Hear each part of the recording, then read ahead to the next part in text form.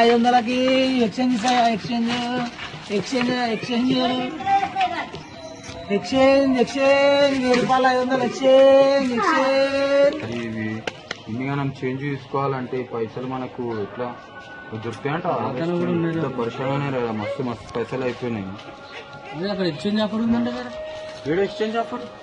అరే వాడు ఎక్స్చేంజ్ అనుకుంటా. ఒక్క నిమిషం ఆగనా చెప్పు చెప్పు అన్న ఎంత 500 కింద ఇస్తారా అన్న? 500 10 రూపాయలు. అరే ఏమన్నా బ్యాంకులో 500 ఇస్తే 500 ఇస్తారు కదా.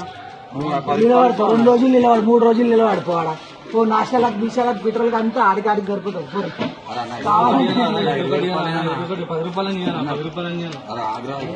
10 రూపాయలు ఇస్తాంటారా కదా, 10 రూపాయలు ఇస్తా. ఇదెంత అన్న? ఇదెంత? ఇది కిలో లెక్క. ఇట్లా కిలోనా? 2 రూపాయలు కిలో అన్న. 500 రూపాయలు 2 రూపాయలు కిలో ఇస్తా. నేనే ఇస్తా 2 రూపాయలు కిలో. అదే సరే అన్న, ఇదైతే 10 రూపాయలని 20 రూపాయలని 2 రూపాయలు ఇస్తా. ఎక్కువ అంటే 2 రూపాయలు ఇస్తా.